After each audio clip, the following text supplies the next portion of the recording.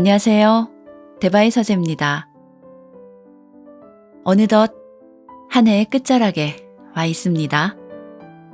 여러분은 올 한 해를 어떻게 살아오셨나요? 어떤 일들과 어떤 감정들이 지난 시간을 채우고 있는지요? 혹시 올해가 얼마 남지 않았다는 조바심에 몸과 마음이 유난히 분주하다면 잠시만 멈춰보시길 바랍니다. 어쩌면 지금은 억지로 무언가를 가득 채우려고 애쓸 때가 아니라 멈춰서 숨을 고르고 지금 이 순간 우리들 자신의 마음과 몸이 어떤 상태인지 살펴봐야 하는 때가 아닌가 싶습니다. 어지러워진 방 안을 청소하고 서랍을 정리하듯이 몸과 마음을 정갈하게 해서 새로운 출발을 위한 만반의 준비를 해야 할 때인 것 같습니다. 부디 남은 시간 동안은 분주하게 안간힘을 쓰는 대신 고요함으로 우리의 영혼을 정화시키고 또 연마하는 그런 회복의 기회가 되었으면 합니다. 그래서 오늘은 그동안 팍팍한 인생에 치인 여러분의 상처를 치유할 행복의 심리학을 소개해 드릴까 합니다. 발걸음 무거운 당신에게 쉼표 하나가 필요할 때 라는 부제가 붙은 책인데요. 중국의 베스트셀러 작가이자 마음의 멘토로 존경받는 수수의 인생을 바르게 보는 법, 놓아주는 법, 내려놓는 법이라는 책입니다. 수수는 베이징의 시샨에서 은거에 가까운 생활을 하면서 심리치유와 힐링에 관한 글을 전문적으로 쓰고 있습니다. 궁극의 행복은 채움이 아니라 비움에서 시작된다고 전하는 작가의 글을 통해 모쪼록 여러분의 마음 안에 그리고 몸속에 쌓인 불안과 부조화의 그림자를 완전히 비워내기를 바랍니다. 인생을 바르게 보는 법, 놓아주는 법, 내려놓는 법. 지은이 수수, 옮기니 최인혜, 펴낸 곳은 도서출판 다연입니다. 당신의 내적 평화를 망가뜨리는 다른 사람들의 행동을 절대 용납하지 말라. 달라이 라마.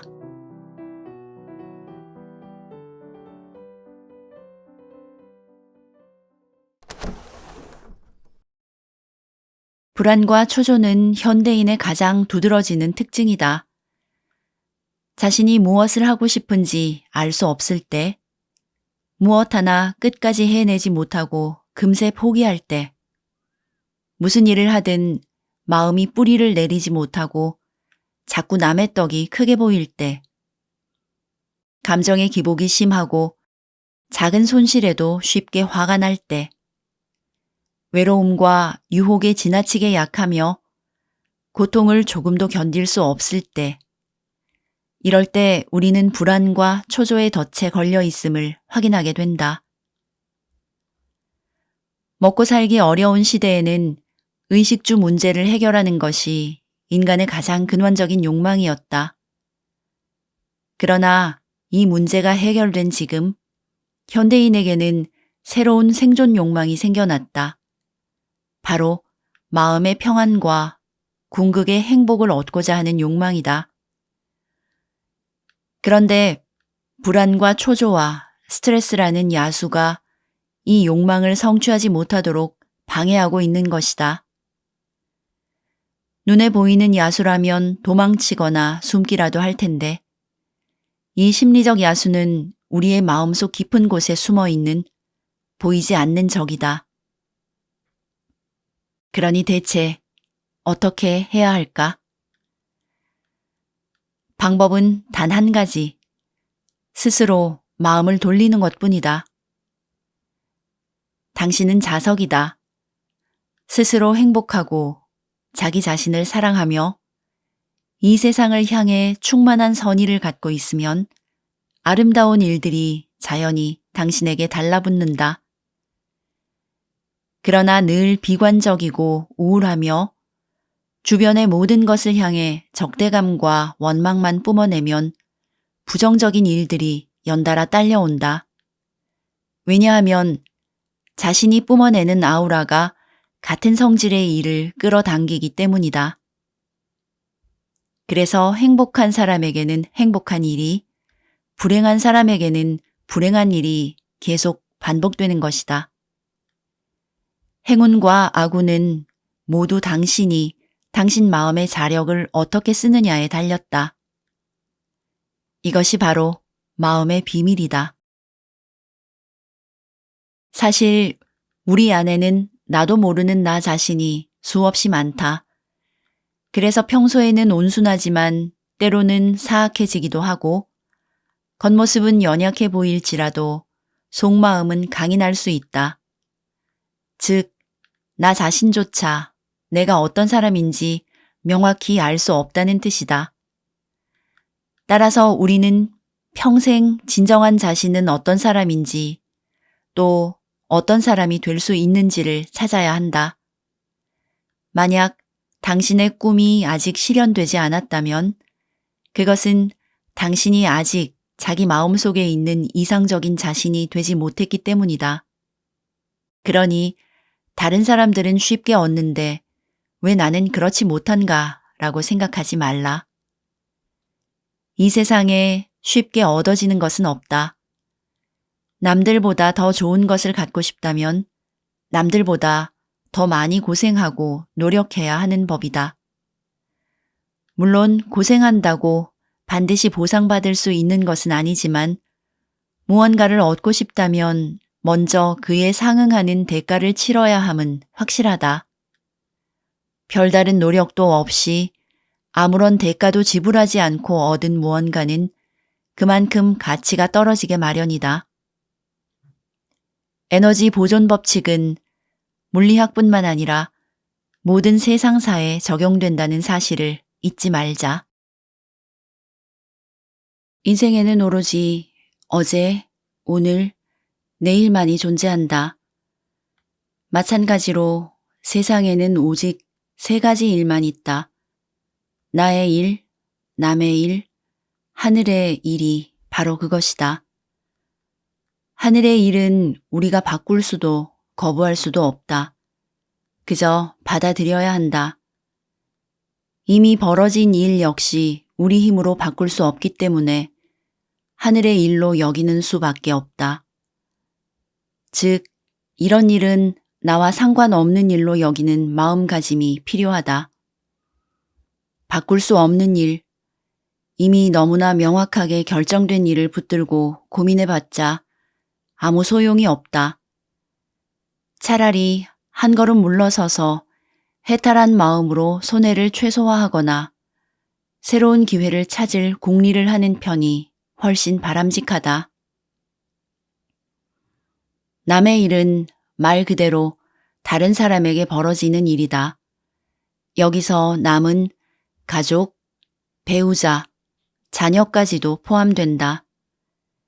왜냐하면 독립적인 사고력을 갖춘 개체끼리는 아무리 가까운 사이라도 자신의 의지를 강요할 수 없기 때문이다. 심지어 사랑도 타당한 이유가 아니다. 사랑하는 사람을 돕는 최선의 방법은 적당한 기회와 환경을 제공하고 의견을 제시하는 것뿐이다. 이조차도 상대가 필요로 할 때만 가능하다. 자기 복은 타고난다는 옛 말이 있다. 부모 자식 간이라도 도와줄 수 있는 영역에는 한계가 있게 마련이다. 그러니 남의 일에는 깊게 간섭하지 않는 것이 좋다. 합리적인 의견과 필요한 도움을 제공했다면 그 다음부터는 역시 나와 상관없는 일로 치부해야 한다. 하늘의 일을 걱정하는 것은 기우이며 남의 일을 걱정하는 것은 지나친 오지랖이다. 이 세상에 걱정할 만한 일은 오로지 나 자신의 일밖에 없다. 자신이 진정으로 원하는 것은 과연 무엇인가? 재물, 권력, 지위, 건강인가? 아니면 진정한 행복인가? 바로 이런 것들이야말로 진짜 걱정거리다. 자기 자신에 관한 일만큼은 절대 상관없는 일로 생각해서는 안 된다. 사람의 마음은 복잡하다. 그래서 때로는 저도 모르게 나쁜 생각을 할 수도 있다. 나 역시 가끔은 어둡거나 괴팍한 생각, 냉정하거나 이상한 생각을 불쑥불쑥한다. 못된 사람을 보면 망하게 하고 싶고, 영화를 볼 때면 자꾸만 내 시야를 가리는 커다란 뒤통수를 후려 갈기고 싶다. 나를 힘들게 하는 사람을 미워하고, 내게 상처를 준 남자를 증오하며, 내 남자를 빼앗아간 여자를 저주한다. 나를 싫어하는 사람은 나도 싫고, 나를 욕하는 사람의 머리를 뽑아버릴 듯 쥐고 흔들고 싶다. 하지만 이 모든 것은 그저 생각일 뿐이다. 아무리 어둡고 비열해도 생각은 얼마든지 고칠 수 있다. 행동으로 옮기지만 않으면 된다. 이렇게 이상하고 비열한 생각들이 내 마음을 물어뜯을 때 나는 얼른 그 생각들을 양지로 끌어내어 뜨거운 햇빛에 노출시킨다. 스스로의 마음을 뒤집어보고 검사하고 반성하고 한바탕 자아 비판을 한다. 그러고 나면 마음이 한결 정결해지는 느낌이다. 만약 모든 사람이 자기 마음의 어둡고 더러운 생각들을 솔직히 꺼내놓고 깨끗이 씻을 수 있게 된다면 나는 신께 이렇게 말할 것이다. 잠시 일손을 놓고 휴가를 떠나셔도 좋다고. 신께서 애쓰지 않으셔도 다들 자신을 구할 수 있게 되었다고. 괴롭고 힘들거나 좌절을 겪을 때 당신을 지탱해주는 말 한마디가 있는가? 자만심에 빠졌을 때 자기 자신을 뒤돌아보고 겸손해질 수 있도록 도와주는 명언이 있는가? 견딜 수 없이 화가 날 때 당신은 어떤 글을 떠올리며 마음의 평안을 되찾는가? 무엇이라도 좋다. 당신에게 지혜와 깨달음을 주는 문장을 찾아 당신의 좌우명으로 세워라. 그리고 그것을 눈에 잘 띄는 곳에 두어라. 그 좌우명이 마음의 죽비가 되어 당신의 인생을 바른 길로 이끌 것이다. 한 소년이 있었다. 그의 꿈은 자신도 행복하고 남도 행복하게 만드는 것이었다. 그러나 어떻게 해야 그런 사람이 될 수 있을지를 몰랐다. 그래서 소년은 마을에서 가장 현명하고 가장 존경받는 현자에게 물었다. 현자는 미소를 지으며 말했다. 내게 해주고 싶은 말은 4가지란다. 첫 번째는 바로 자신을 남처럼 생각하라는 것이다. 소년은 잠시 생각하다가 말했다. 나 자신을 남처럼 생각하면 좋은 일이 생기거나 나쁜 일이 생겨도 좋고 나쁜 감정에 지나치게 빠지지 않을 수 있다는 말씀인가요? 현자는 웃으면서 고개를 끄덕였다. 두 번째는 남을 자신처럼 생각하라는 것이란다. 소년은 눈을 반짝이며 말했다. 다른 사람을 나처럼 생각하면 그 사람의 고통과 어려움을 깊이 이해하고 공감할 수 있으며 진심으로 도울 수 있겠지요.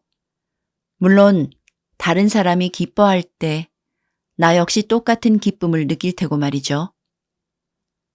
현자는 수염을 쓸어내리며 소년을 기특하다는 듯 바라봤다. 잘 아는구나. 세 번째는 남을 남처럼 생각하라는 것이다. 잠시 생각에 잠겼던 소년이 고개를 끄덕이며 말했다.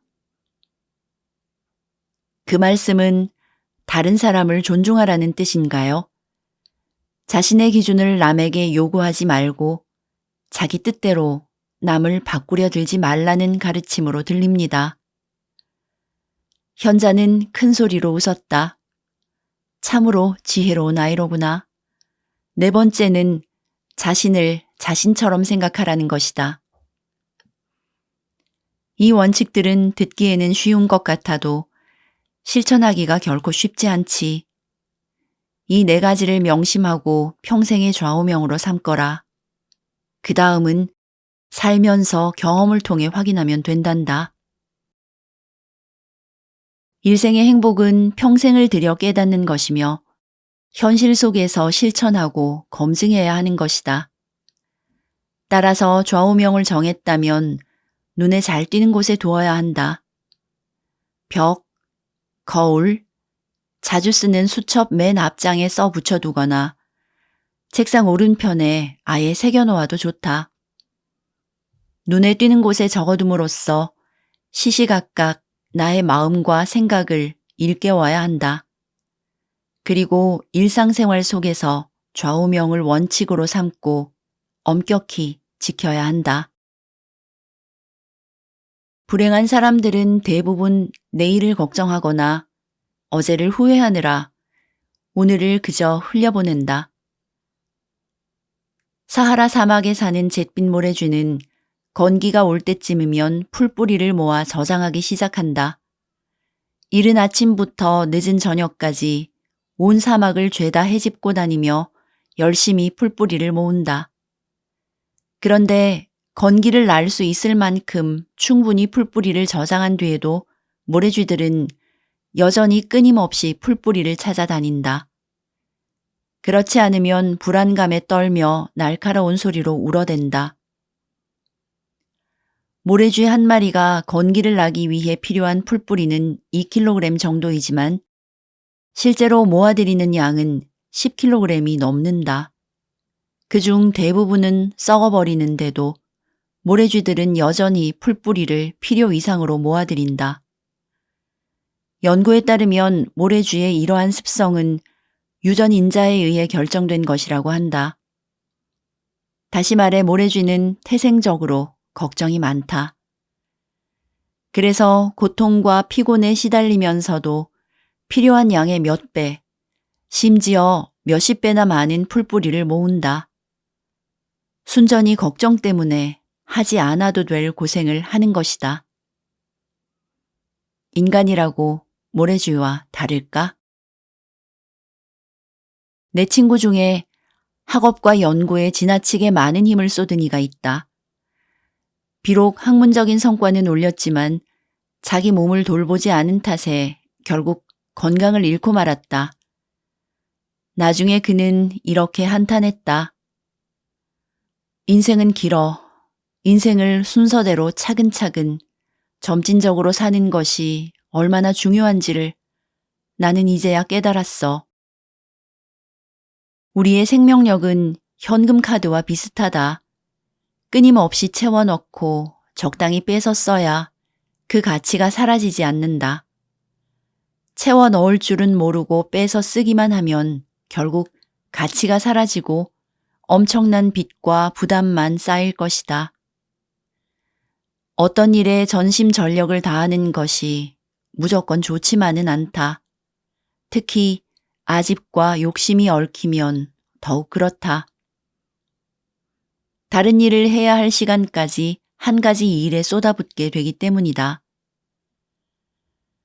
혹자는 종일 일에 대한 생각만 한다는 것을 자랑처럼 이야기하는데 사실 운전할 때나 밥을 먹을 때, 잠을 잘 때나 쉴 때는 일에 쏠렸던 마음과 정신을 어느 정도 분산시킬 줄 알아야 한다.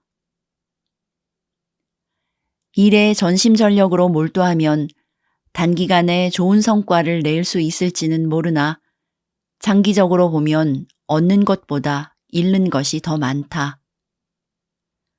오로지 일에만 목숨을 걸면 삶은 무미건조한 인생이 되고 결국 피폐해진다. 사랑 불능증은 시련의 상처와 그림자가 너무 깊은 나머지 누구도 사랑하지 않기로 한 혹은 사랑할 수 없게 된 상태를 일컫는 말이다. 같은 맥락에서 휴식 불능증이란 죽어라 고생할 줄만 알았지 도통 쉴 줄 모르는 사람들을 가리키는 말이다. 나는 휴식 불능증이 이미 습관화된 바쁨 때문에 생겼다고 믿는다. 현대인은 각양각색의 목표로 생활을 꽉꽉 채우는데 이미 익숙해져 있다. 게다가 빠른 시일 내에 그 목표를 이루려고 안달한다. 습관은 어느새 자연스러운 것이 되었고 시간이 흐르면서 아예 일상적인 생활 방식으로 굳어졌다. 사람의 심리와 생기 모두 이러한 생활 방식에 맞춰졌으며 이와 다른 생활 방식에는 외려 거부감을 느끼게 되었다. 그래서 어쩌다 쉴 기회가 생기면 기뻐하기는커녕 안절부절 못하고 몸이 근질거리며 꼭 병이 날 것만 같은 이상한 증상이 나타나게 된 것이다. 지혜로운 옛 선조들은 이미 오래전에 사람이 조급하고 바쁘게 종종거리는 이유는 대부분 명예와 이익을 얻기 위한 것일 뿐이라는 점을 지적했다. 이를 요즘 말로 옮긴다면 아마 욕망이라고 할 수 있을 것이다. 욕망에 사로잡힌 사람은 머리에 고기를 매달고 미친 듯이 질주하는 개와 비슷하다. 개가 아무리 열심히 뛴다고 한들 그 고기는 영원히 개의 것이 되지 못한다. 하지만 개는 그 사실을 모른 채 죽어라 달리기만 한다. 욕망의 특징이 무엇인지 아는가? 절대로 채워지지 않는다는 것이다. 한 가지 욕망이 채워지면 다른 욕망이 또 생기기 때문이다. 채워지지 않는 욕망 때문에 고통을 느끼고 그 고통을 떨쳐버리기 위해 스스로를 더 바쁘고 정신없게 몰아간다. 악순환의 연속이다. 또 한 가지 안타까운 사실은 사람들의 목표가 점차 비슷해지고 있다는 점이다. 사람들은 종종 자신이 진심으로 원하고 좋아하는 것이 아니라 다른 사람이 추구하는 것을 얻기 위해 달려간다. 그래서 목표를 달성해도 그 성과에 금세 질려버리고 모두가 좋다고 말하는 또 다른 것을 얻기 위해 새로운 목표를 세운다. 바로 이런 이유 때문에 일생을 바쁘게만 산 사람의 마음은 늘 불안하고 공허하다. 하지만 원인을 알지 못하기 때문에 마음의 불안과 공허를 채우기 위해 오히려 밤낮을 가리지 않고 더욱 바쁘게 살아간다. 세월에는 신경 쓰지 말고 자신이 좋아하는 일을 하면 된다. 어차피 나에게 얼마만큼의 시간이 주어졌는지도 모르지 않는가. 그러니 오로지 가장 나다운 자신이 되는 것을 목표로 살아가야 한다.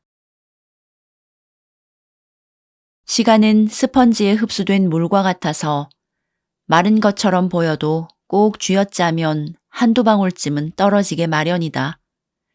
마음만 먹으면 어떻게든 여유를 만들 수 있다. 돈은 더더욱 문제가 아니다. 당장 수중에 돈 한 푼 없어도 지금부터 2주 정도 꼬박 커피값을 아끼면 국내에 가까운 곳쯤은 여행할 경비를 마련할 수 있다.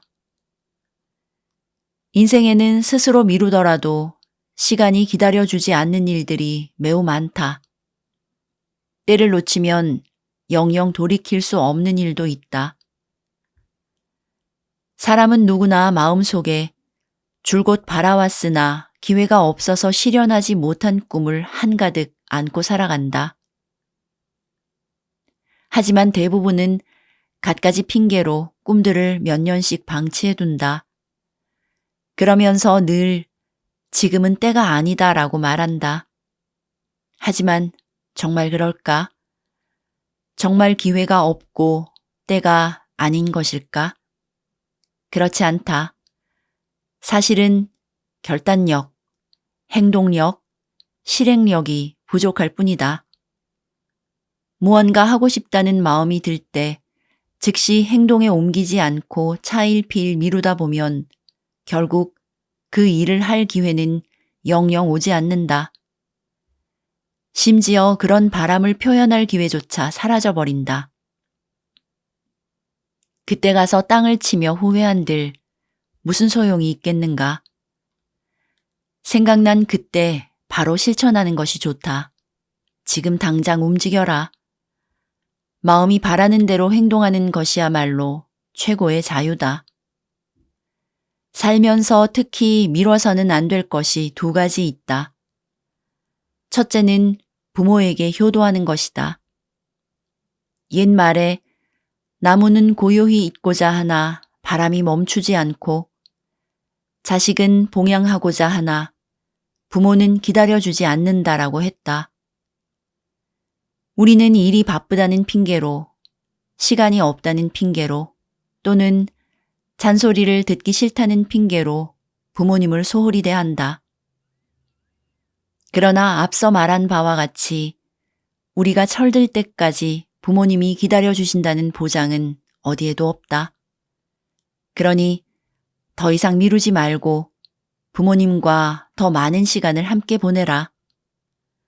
더 많은 대화를 나누고 부모님이 원하는 것이라면 최대한 이뤄드려라.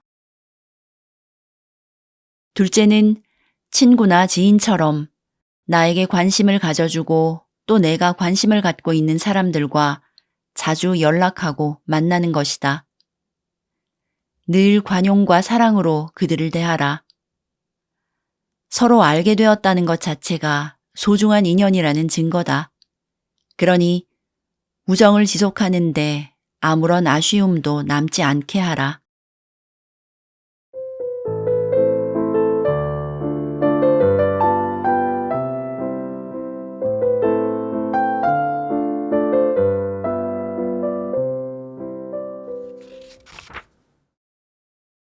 우리의 고민 대부분은 하고 싶은 것을 하지 못하는 데서 비롯된다. 이런 자기 바람과 현실 간의 괴리가 우리를 우울감과 무력감에 빠뜨린다. 어떻게 하면 현실의 속박을 벗어날 수 있을까? 사실 그 해답은 의외로 간단하다. 마음이 끌리는 일을 하고 할 수 있는 일을 하는 것이다. 마음에 따라 정하고 능력에 따라 행하라. 이렇게 하면 고민되는 상황에서 결정을 내리기가 훨씬 수월해진다. 지금 해야 할 일과 하고 싶은 일 중 대부분의 사람은 해야 할 일을 선택한다. 그런데 해야 할 일은 잠시 미룰 수 있지만 하고 싶은 일은 도저히 미룰 수 없는 상황이라면 해야 할 일을 과감하게 내려놓고 나의 마음을 따라 하고 싶은 일을 해야 한다. 베이징은 가을에 가장 아름다운데 안타깝게도 베이징의 가을은 매우 짧다. 날씨가 쾌청한 날도 얼마 되지 않는다. 따스하게 내리쬐는 햇살을 만끽하며 황금빛으로 물든 은행나무 길을 걸을 기회는 더더욱 얻기 힘들다.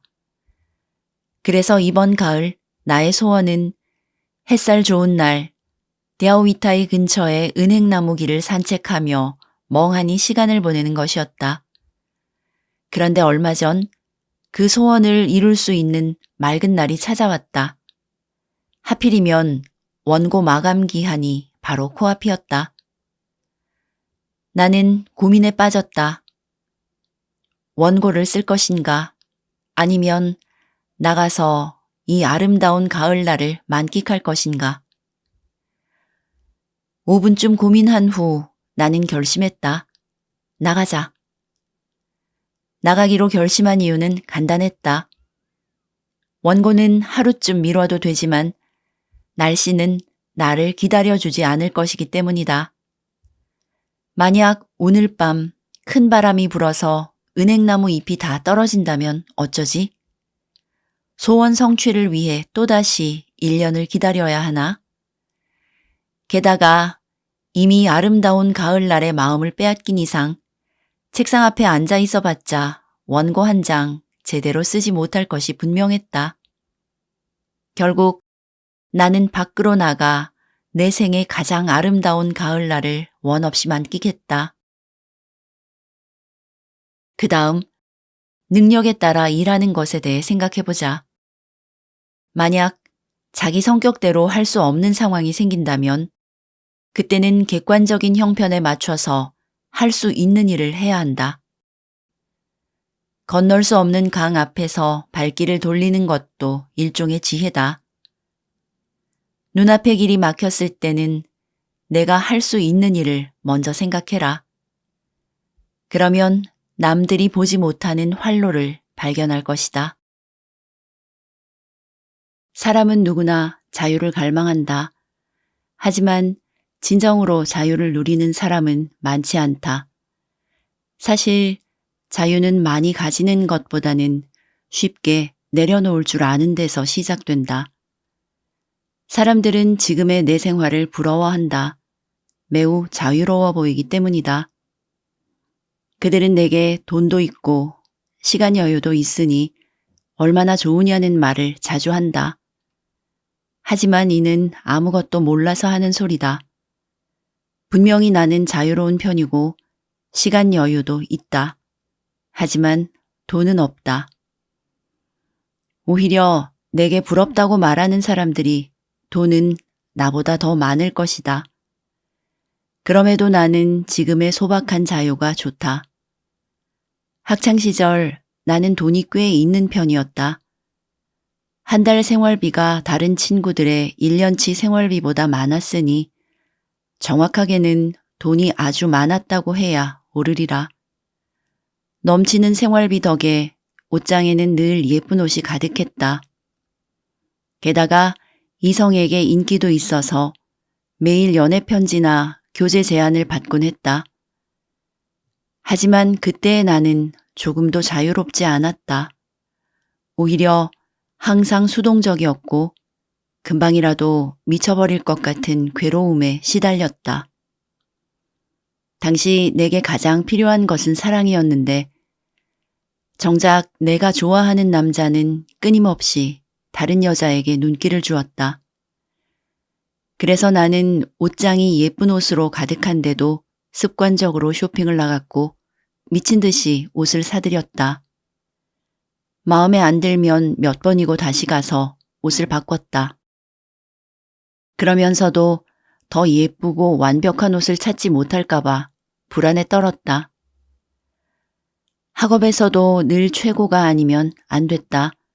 그래서 가장 유명한 로스쿨에 가장 전도 유망한 전공, 가장 훌륭한 교수님을 선택해 대학원 과정을 밟으려 했다. 다른 사람에게 우쭐거리며 내밀 만한 명함을 바랐던 것이다. 다른 사람이 보기에는 무엇 하나 부족할 것 없는 생활이었지만 정작 나 자신은 엉망진창이었다. 정신적으로도 피폐했고 건강 상태도 최악이었다. 나는 자유롭지도 행복하지도 않았다. 지금은 어떤가? 나의 남편은 키 크고 잘생긴 부자가 아닌 평범한 남자다. 나는 글로 먹고 살고 있으며 결코 화려하지도 대단하지도 않은 삶을 살고 있다. 내가 일주일 동안 쓰는 생활비는 겨우 50위안 남짓이다. 그러나 지금의 나는 충분히 유유자적하다. 크지는 않지만 안락하고 편안한 집에서 느긋하게 전원 생활을 즐기고 있으며 외면보다 내면을 중시하는 충만한 나날을 보내고 있다. 지금 내가 행복한 이유는 많이 가져서가 아니다. 얼마든지 내 마음의 소리를 따를 수 있기 때문이다. 내가 마음의 소리를 따를 수 있는 이유는 쉽게 내려놓을 줄 알기 때문이다. 물질에 대한 욕망을 내려놓았고 애정을 향한 갈구를 내려놓았다. 다른 사람에게 무언가를 바라는 것도 내려놓았다. 이 모든 것을 내려놓은 순간 나는 이전에 단 한 번도 체험하지 못했던 자유를 느꼈다. 나는 매일 내가 가치 있다고 여기는 일을 한다. 그리고 전혀 기대하지 않았음에도 때때로 예상치 못한 기쁨과 행복을 얻는다. 나는 더 이상 자만하지 않으며 어떤 일이든 가능하다고 믿을 만큼 생각의 문을 활짝 열어놓고 있다. 나는 나 자신에게 실패할 권리를 주었지만 또 그만큼 기회를 소중하게 여길 줄 알게 되었다. 눈은 눈물을 많이 흘릴수록 더욱 맑아지고 마음은 우환과 고난을 많이 겪을수록 더욱 온화하고 관대해진다. 나는 종종 이 말에 담긴 독창적인 지혜의 매력에 흠뻑 빠져 깊은 사색에 잠기곤 한다. 옛날 옛적 어느 산속절에 긴 돌층계가 놓여 있었다. 하루는 돌층계가 불만스러운 목소리로 절 안에 있는 돌부처를 불렀다. 이봐, 돌부처 양반. 우리 둘 다 똑같이 돌로 만들어졌는데 누구는 매일 밟히고 누구는 높은 자리에 앉아 공양을 받다니 너무 불공평하지 않소? 그러자 돌부처가 온화하게 웃으며 말했다. 당신은 대여섯 번 정도 정을 맞고 돌층계가 되었겠지요. 하지만 나는 수백 수천 번 넘게 정을 맞으며 깨지고 깎인 후에야 비로소 지금의 모양이 된 것이랍니다. 지금의 처지나 얻은 것이 부족하다는 원망이 들 때 당신은 그동안 치른 대가가 얼마나 되는지 생각해 본 적이 단 한 번이라도 있는가? 문득 작고 연약하게 느껴질 때 당신은 아직 충분히 단련되지 않았다고 반성한 적이 단 한 번이라도 있는가? 실패는 직접 경험해 봐야 한다. 그래야 그것이 그저 한 번 넘어졌다 일어나는 과정일 뿐 두려워할 필요가 없는 것임을 깨달을 수 있다. 마찬가지로 좌절을 겪어봐야 자신이 고통을 얼마나 견딜 수 있는지, 얼마나 강인한지를 깨달을 수 있다. 이런 과정을 거쳐야 다시 한번 고개를 들 수 있다. 일반적으로 사람들은 큰 좌절을 겪었을 때 마치 세상이 끝나고 온통 어두워진 듯한 느낌에 휩싸인다. 빛 한 줄기 보이지 않는 완전한 어둠에 빠진 것처럼 말이다. 하지만 눈앞이 캄캄해서 아무것도 보이지 않을 때도 세상은 여전히 아름다운 것들로 가득하다. 다만 슬픔과 절망에 빠져 그것을 보지 못할 뿐이다. 내가 사랑에 빠져 있든 미움에 사로잡혀 있든 바다는 여전히 파랗고 들은 여전히 푸르며 꽃은 여전히 아름답고 별과 달도 여전히 아무 일 없이 뜨고 진다. 내가 슬프다고 해서 그것들이 빛을 잃거나 내가 기쁘다고 해서 그것들이 더욱 빛을 발하는 일은 없다. 그럼에도 그것들이 어두워 보이는 이유는 순전히 내 생각 때문이다. 시리에 빠진 마음이 나의 작은 세계를 마치 온 우주인 것처럼 착각하게 만드는 것이다. 울타리 밖에 서서 닭 2마리가 먹이를 놓고 피 터지도록 싸우는 모습을 본다면 당신은 무슨 생각을 하겠는가? 수탉 1마리가 닭장에서 몇 차례 크게 울고는 마치 자신이 세상에서 가장 잘난 것처럼 우쭐대는 모습을 본다면 당신은 무슨 생각을 하겠는가? 나지막한 담장을 푸드덕 날아 뛰어넘고는 자신을 독수리로 착각하는 닭을 본다면 또 무슨 생각을 하겠는가? 아마 그것의 좁디 좁은 시야에 조소를 날릴 것이다. 그런데 생각해 보았는가? 우리가 스스로 만든 세상에 갇혀서 중내 산해할 때 우리보다 더 높은 존재가 닭처럼 우리의 어리석음을 비웃고 있을지도 모른다는 사실을.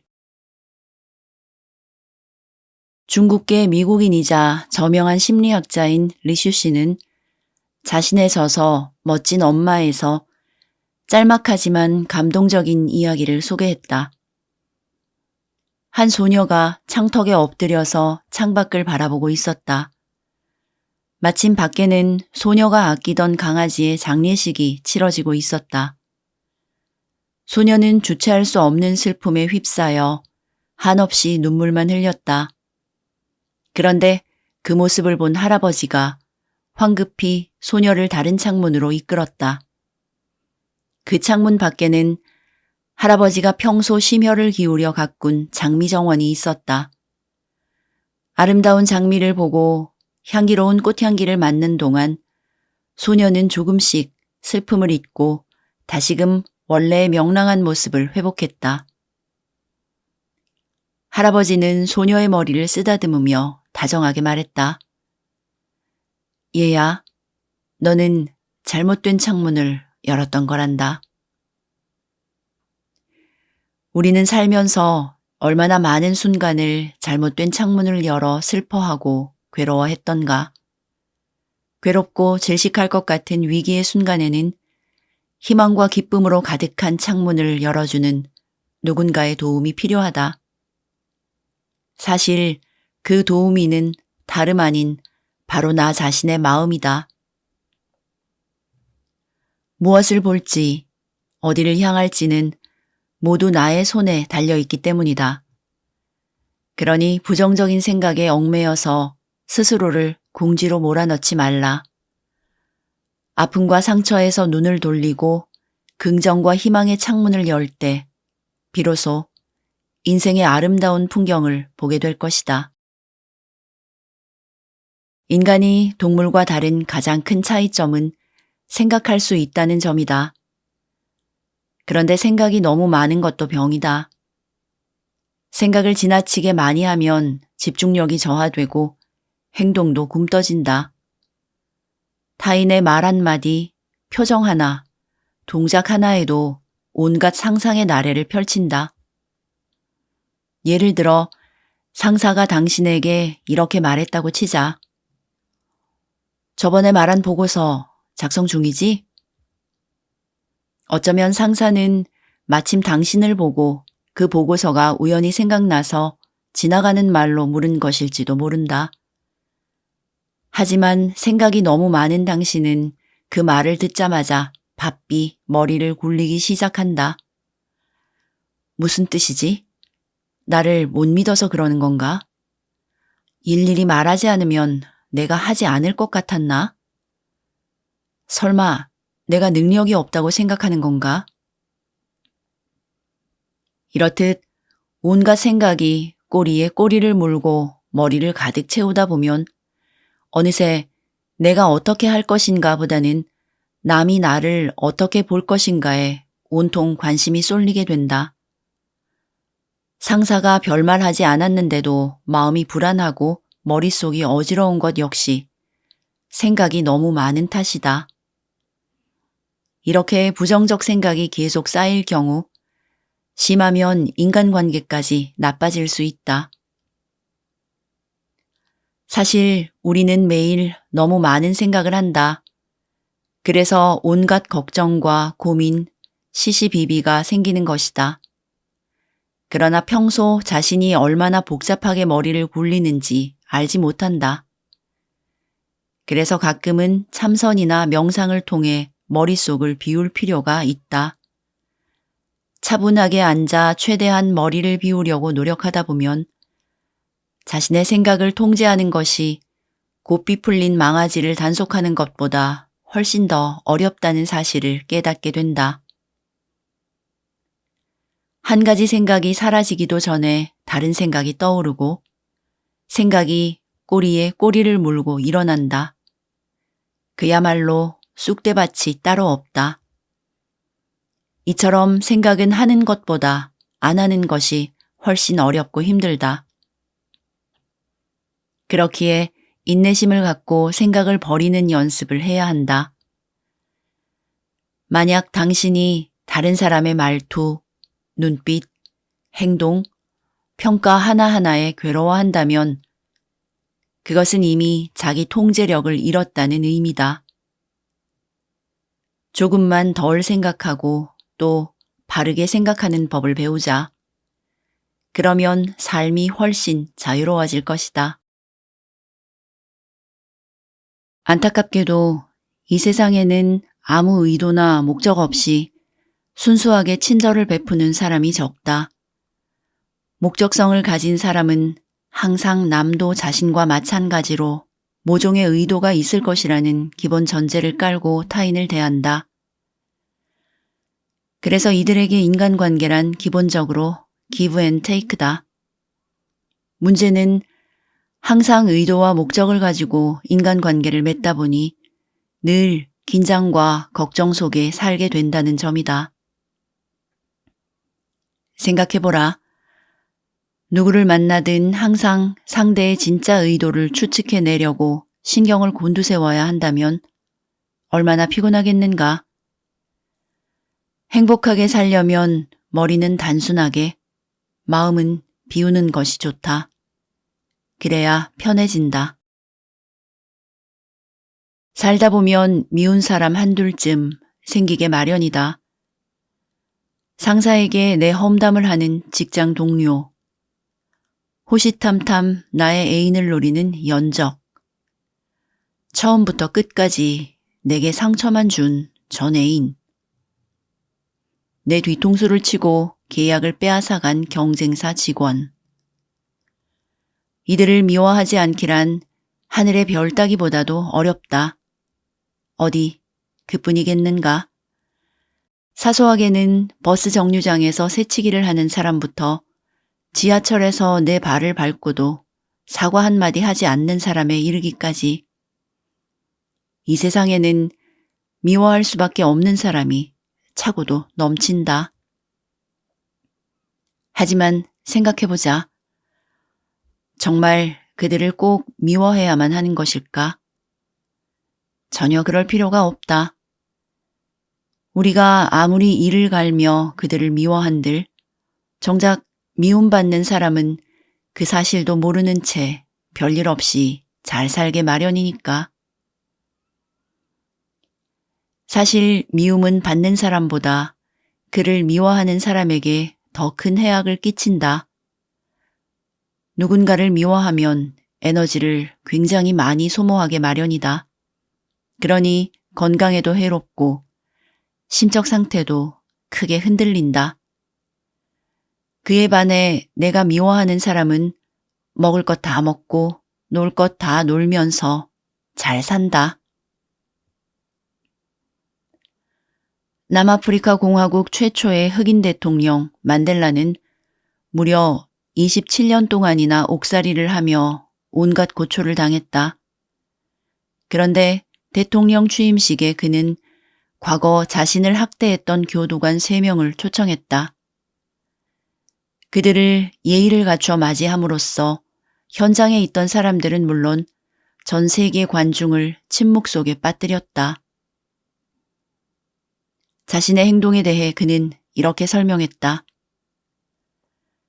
마침내 자유로 통하는 큰 문을 나섰을 때 나는 모든 고통과 원한을 뒤에 남겨두기로 결심했습니다. 그렇지 않으면 몸은 자유로워도 마음은 여전히 감옥에 갇혀 있으리라는 사실을 잘 알았기 때문입니다. 미움은 나 자신을 묶는 족쇄다. 지금 어떤 종류의 족쇄에 묶여 있는가? 부디 당신을 묶어두는 그 족쇄가 무엇인지 바르게 보기를 바란다. 그것이 미움인지 두려움인지 혹은 죄책감인지 상처인지 확인하라. 그것들을 내려놓을 수 없는 이유는 지금 당신이 묶여 있다는 사실을 모르거나 인정하지 못하기 때문이다. 당신이 그 사실을 인정하는 바로 그 순간 그것이 얼마나 큰 고통을 주었는지 깨닫고 저절로 내려놓게 될 것이다. 그러면 비로소 진정한 자유를 맛볼 수 있을 것이다. 남미에는 동물의 피를 빨아먹고 사는 흡혈박쥐가 산다. 이들은 몸집이 아주 작지만 여러 동물, 특히 야생마의 천적이다. 흡혈박쥐는 주로 야생마의 넓적다리에 들러붙어서 날카로운 이빨을 박아넣고 피를 빨아먹는다. 야생마가 아무리 날뛰고 미친 듯 달려도 흡혈박쥐는 절대 떨어지지 않는다. 오히려 뻔뻔하게 배부를 때까지 한참 피를 빨아먹고 난 뒤에야 비로소 유유히 날아간다. 그리고 뒤에 남겨진 야생마는 분노에 몸을 떨며 미친 듯이 달리다가 결국 고통 속에 피를 흘리며 죽어가기 일쑤다. 사실 흡혈박쥐가 빨아먹는 피의 양은 아주 미미해서 야생마의 생명을 위협할 정도는 아니라고 한다. 그런데 왜 야생마는 목숨을 잃는 것일까? 이에 대해 전문가들은 그 이유를 쉽게 화를 내고 미친 듯 질주하는 야생마 본연의 성격에서 찾는다. 그런데 가만히 생각해보면 야생마의 모습과 우리의 모습이 가엾을 정도로 닮아 있다. 실제로 사람들을 보라. 도저히 극복할 수 없을 만큼 엄청난 상처나 끔찍한 재앙 때문이 아니라 자기 마음속에 일어나는 분노를 사귀지 못해 인생을 망치는 경우가 훨씬 많지 않은가? 내 인생의 방향을 결정하는 것은 언제나 나 자신이다. 타인은 나의 생사와 화복을 결정할 수 없다. 누군가 당신에게 상처를 준다 해도 그것을 지나치게 확대 해석하거나 모든 신경을 상처에 쏟지 말라. 이는 결국 나 자신을 스스로 망치는 일이다. 지나치게 모나거나 튀는 성격은 다른 사람들의 표적이 되기 쉽다는 말이 있다. 그런데 개성이 강조되고 다원화된 요즘 시대에는 평범한 사람보다는 튀는 사람이 더 많아지고 있으며 그런 이들이 더 환영받는다. 그래서 무난하고 일상적인 생활을 마다하고 어떻게든 남들과 다른 모습, 남들과 다른 인생을 영위함으로써 자신의 개성을 뽐내려고 애쓴다. 그 때문일까? 인간관계나 사회생활에서 충돌이 생길 때마다 이렇게 대꾸하는 사람이 많아졌다. 이게 내 성격인데 어쩌라고. 누구나 개성이 있고 모난 부분도 있다. 사물이 모가 나면 날카로운 끝이 드러나고 사람이 모가 나면 성격과 기계가 보인다. 또한 그만큼 독창적인 생각과 혁신적인 의식을 갖추었다는 의미에서 매우 좋은 자질이라고 볼 수 있다. 그러나 아무리 개성 넘치는 사람이라도 사회에서 벗어날 수는 없으며 아무리 독특한 사람이라도 집단 안에서 살아야 하는 법이다. 즉, 아무리 개성을 추구하더라도 어느 정도 자신의 기질과 성격을 다듬고 수렴할 필요성이 있는 것이다. 게다가 성격이 튀는 사람은 남에게 이용당하기 쉽다. 한마디로 방패막이가 될 위험성이 높다.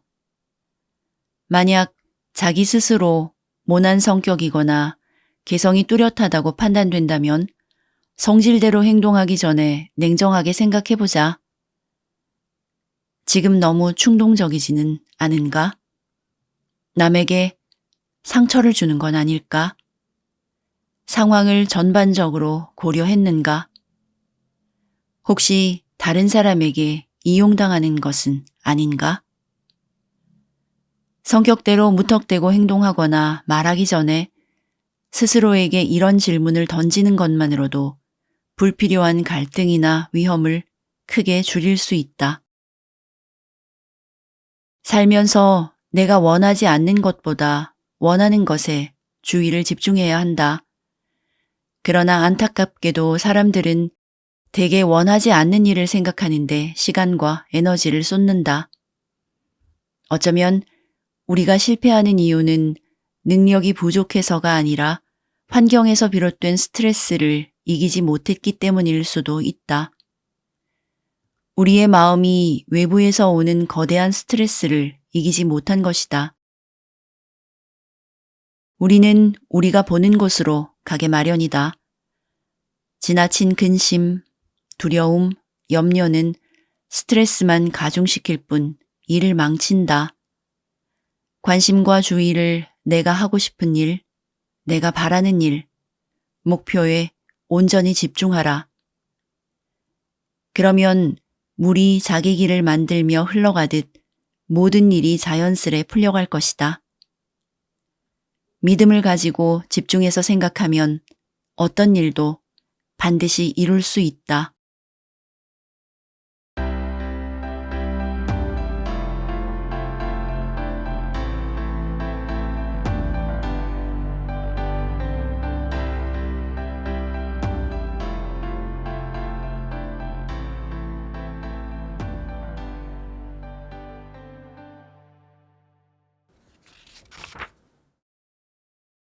동창 모임에 나갈 때마다 친구들은 나를 안 됐다는 눈으로 바라본다. 다들 베이징처럼 물가가 비싸고 살기 퍽퍽한 도시에서는 한 달에 최소 2, 3만 위안 혹은 연봉 4, 50만 위안 정도는 벌어야 그나마 살만하다고 생각하기 때문이다. 물론 나의 수입은 그에 비하면 턱없이 부족하다. 그러니 모두 나를 대체 어떻게 사니? 라는 눈빛으로 쳐다볼 수밖에. 하지만 나는 베이징에서 사는 것이 고향에서 사는 것과 어떻게 다르냐고 묻는 친구들에게 매번 별로 다를 게 없다라고 대답함으로써 그들을 놀라게 만든다. 친구 중에는 내가 자존심 때문에 괜찮은 척 꾸민다고 생각하는 이도 있다.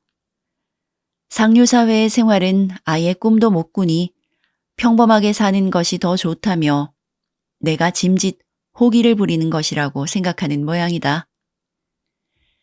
그렇게 단정한 그들은 그때부터 내 말은 들은 채도 하지 않고 나를 동정하는 눈길로 바라보며 이것저것 충고하기 시작한다.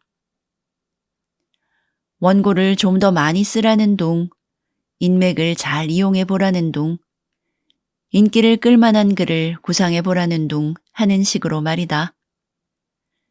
하지만 나는 내가 지금 이상으로 더 노력해야 할 필요성을 느끼지 못한다. 왜냐하면 이미 충분히 행복하기 때문이다. 행복에는 기준이 없다. 기준이 있다면 오직 나의 마음뿐이다. 내가 행복하다고 느끼면 그것으로 됐다. 나는 만족한다. 현 상태에 만족하기 때문에 나는 웬만해서 스트레스도 받지 않는다. 당신은 행복이 무엇이라고 생각하는가? 나는 마음이 평화로운 것이 곧 행복이라고 생각한다.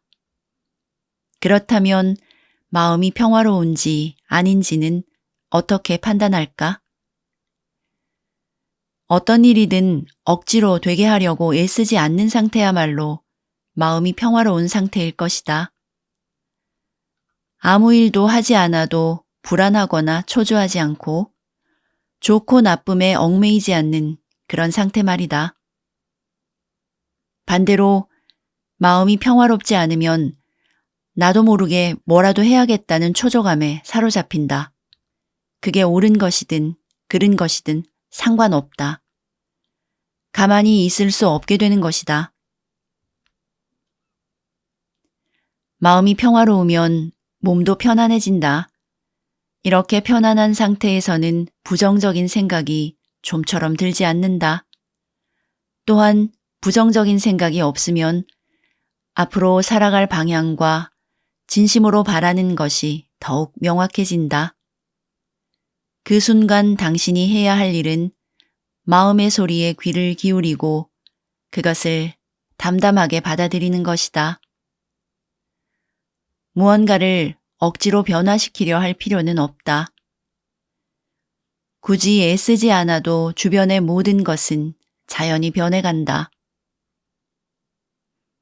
그냥 내버려 두면 시간이 알아서 맞지 않는 것은 흘려보내고 맞는 것은 남겨둘 것이다.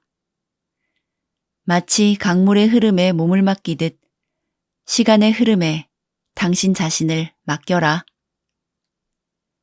행복 지수를 결정하는 것도 자기 자신이고 스트레스 지수를 올리는 것도 자기 자신이다. 그렇기에 무엇보다도 자신의 마음 상태가 가장 중요하다. 마음에 감사함이 가득한 사람은 삶이 나에게 잘해주고 있다는 고백이 매 순간 흘러나올 수밖에 없다. 그리고 이런 고백을 하는 사람은 그 인생의 과수원에 실하고 아름다운 행복의 열매가 주렁주렁 열린다. 화는 입에서 나가고 상처는 귀로 들어온다.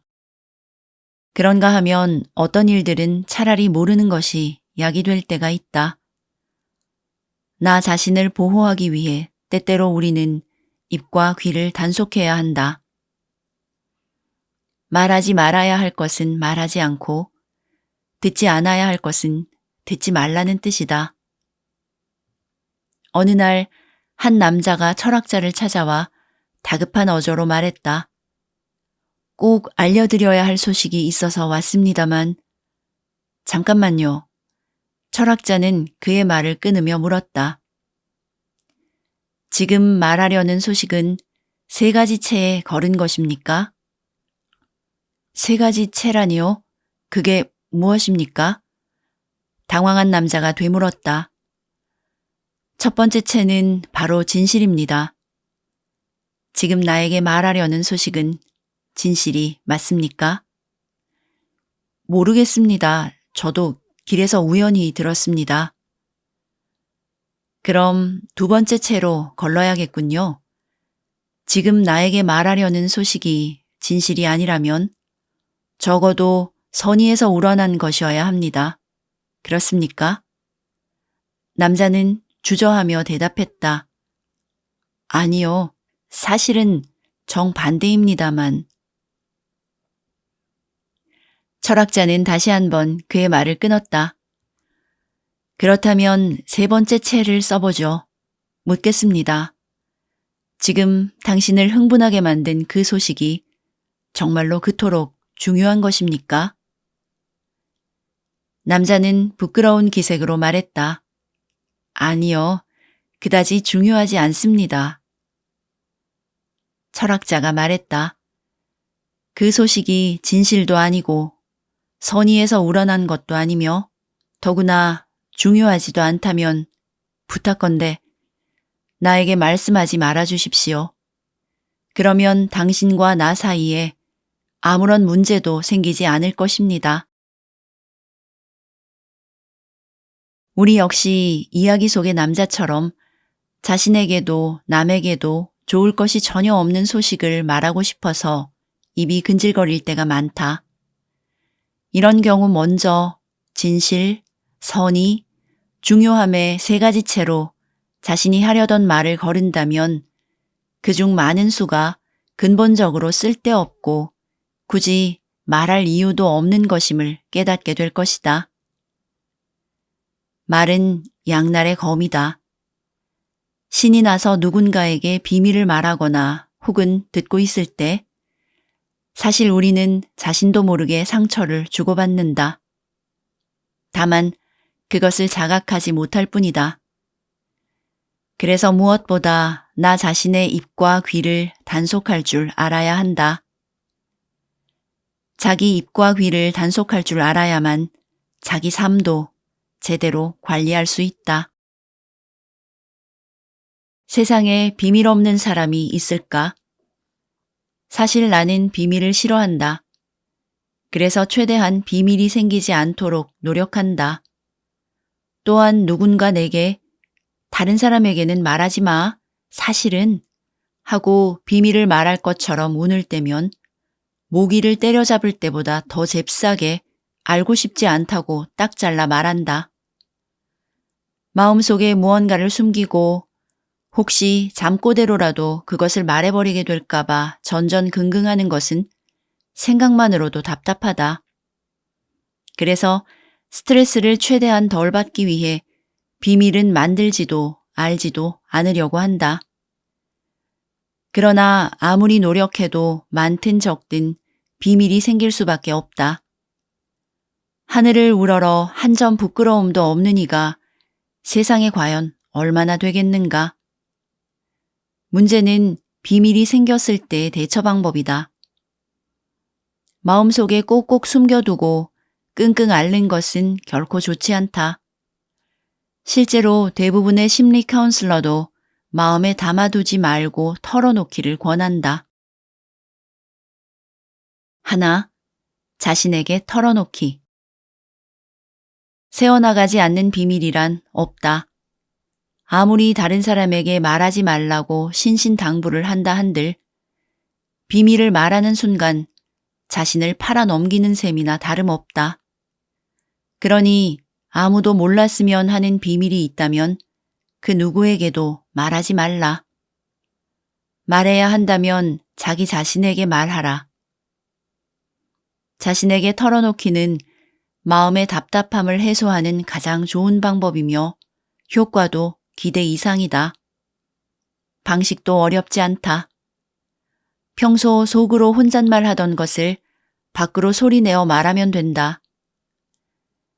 이는 아주 오랜 옛날부터 구도자들이 기도나 참선 등의 방식을 통해 자기 자신에게 답답한 마음을 털어놓음으로써 해방감을 얻는 방법이다. 심리학자들도 이 방식이 매우 유효하다는 점을 인정한다.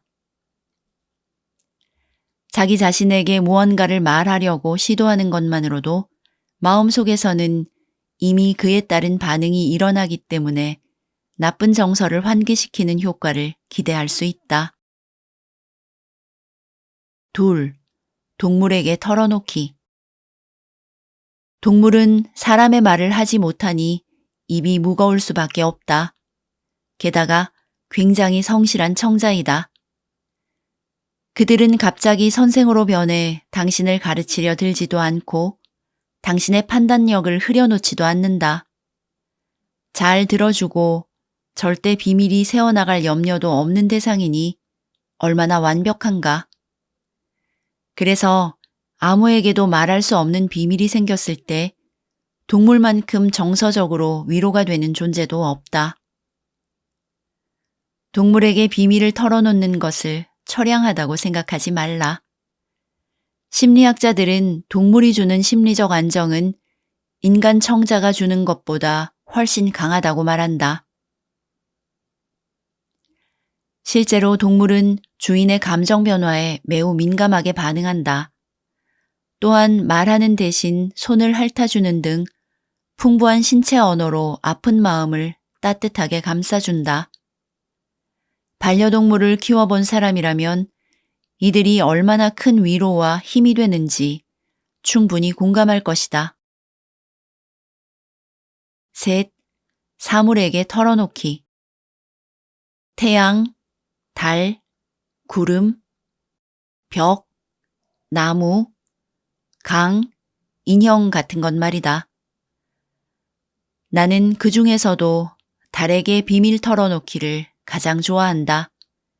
그래서 달이 휘영청 뜬 저녁에는 발코니에 놓인 의자에 앉아 맑게 우린 차를 마시며 달과 이야기를 나눈다. 만약 사물과 소리내어 대화하는 것이 쑥스럽다면 가장 일반적인 방법, 즉 쓰는 것을 추천한다. 최근 미국 심리학협회는 고민거리를 쓰는 것을 최신 스트레스 해소법으로 추천했다. 한 심리학 연구 실험에 의하면 6주 동안 쓰는 방식으로 스트레스와 고민을 해소한 사람은 6주 전에 비해 훨씬 긍정적으로 변하고 스트레스에 대한 저항력도 강해졌다고 한다. 심지어 신체의 면역력까지 향상됐다고 하니 그저 놀라울 따름이다. 이에 대해 심리학자는 이렇게 설명했다. 걱정이 끊이지 않는 이유는 머릿속에 부정적이고 부정확한 그리고 불완전하고 비이성적인 정보들이 제멋대로 쌓여 있기 때문이다.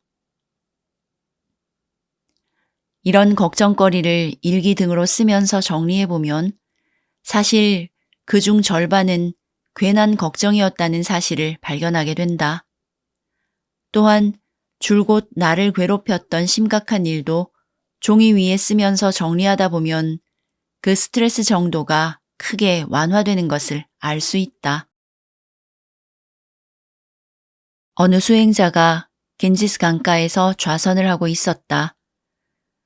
한창 깊은 명상에 빠져 있는데 갑자기 첨벙이는 작은 소리가 들렸다.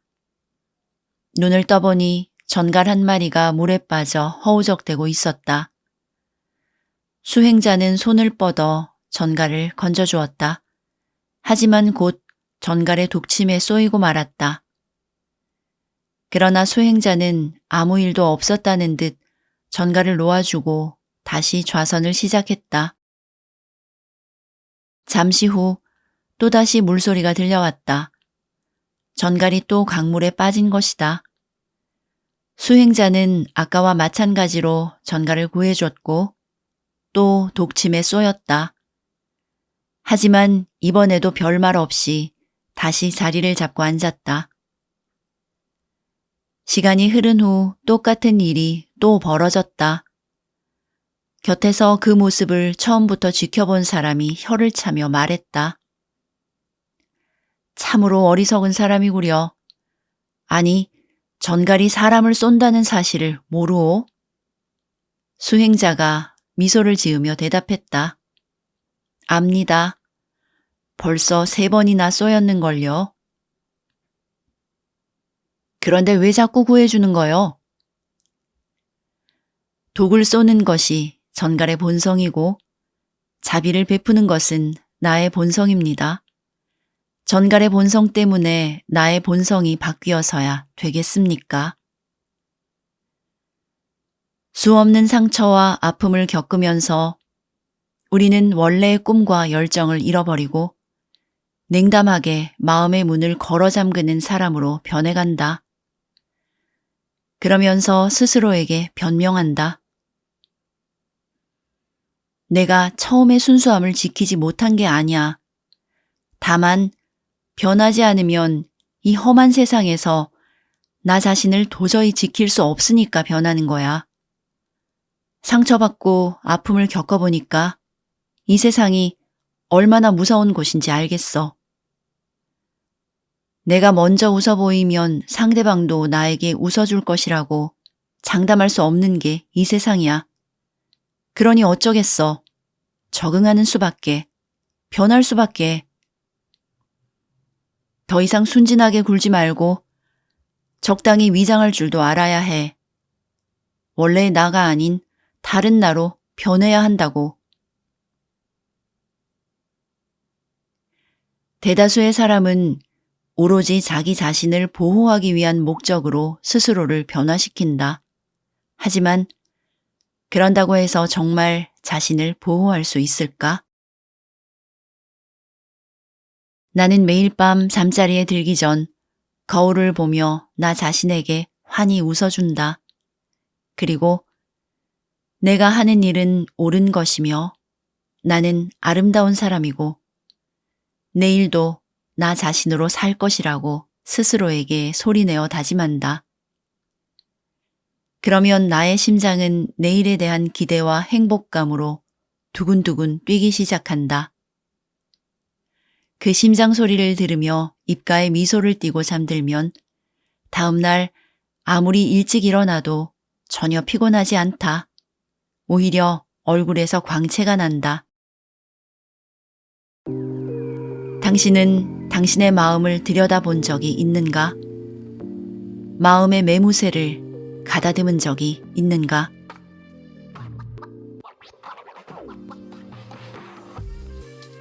만약 그런 경험이 없다면 꼭 한번 해보기를 적극적으로 권한다.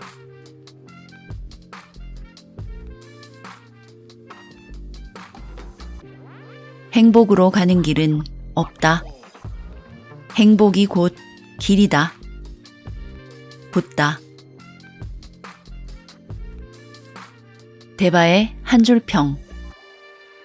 조롱과 비난, 세상의 평판이나 타인의 환심에 아랑곳하지 않는 이의 마음에는 평화와 안심이라는 합당한 보상이 주어진다.